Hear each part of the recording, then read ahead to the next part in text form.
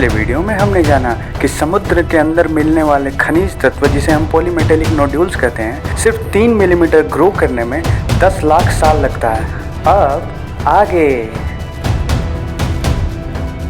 तो अब आपका अगला सवाल यही होगा कि जब 3 मिलीमीटर बढ़ने में इतना टाइम लगता है तो क्या ज़रूरी निकालने का? ये तो बहुत कम ही होगा समुद्र में पाया जाता है, तो समुद्र में तो ये तो बहुत ही कम होगा, क्योंकि 3 मिलीमीटर तो 10 लाख साल में बन रहा है।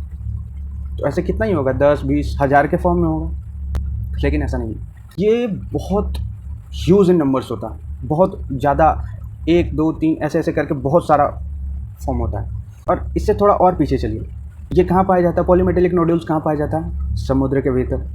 ठीक है, अब समुद्र कब फॉर्म हुआ था, मतलब ये कितना पुराना है? समुद्र जब धरती पर आया, समुद्र जब धरती पर फॉर्म हुआ, वो अपने इतिहास के अनुसार या अपने जो भी मॉडर्न साइंस के अनुसार ये कितना पुराना है? जैसे बोला जाता है ना कि धरती इतनी पुरानी है, या फिर यूनिवर्स 13.7 बिलियन ईयर्स पुराना है। तो ये जो समुद्र है ये कितना पुराना है?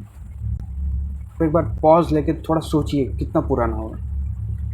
2600 मिलियन ईयर्स, 2600 मिलियन साल पुराना है ये समुद्र।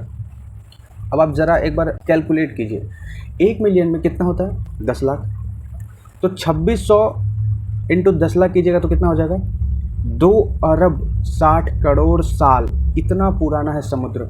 अब उस समय से अभी तक 10 लाख साल तो बहुत बार आए होंगे, तो उस दौरान सिर्फ 1 ही 2 पॉलीमेटेलिक नोड्यूल्स थोड़ी फॉर्म हुआ होगा, बहुत सारा फॉर्म हुआ होगा ना। जैसे कि इस जगह पे फॉर्म हो रहा है, फिर दूसरे जगह पे फॉर्म हो रहा है, फिर उसके बगल में ही फॉर्म हो रहा है। तो अब ज़रा इमेजिन कीजिए कि जब समुद्र हमारा 2 अरब 60 करोड़ साल पुराना है, 2600 मिलियन ईयर्स ओल्ड है, तो ये पॉलीमेटेलिक नोड्यूल्स तब से तो बन रहा है ना। और जब तब से बन रहा है तो ये कितना अबंडेंट होगा, बहुत ज़्यादा होगा ना नंबर्स में। और सिर्फ एक जगह 2 जगह नहीं बनता, ये they are formed in huge numbers.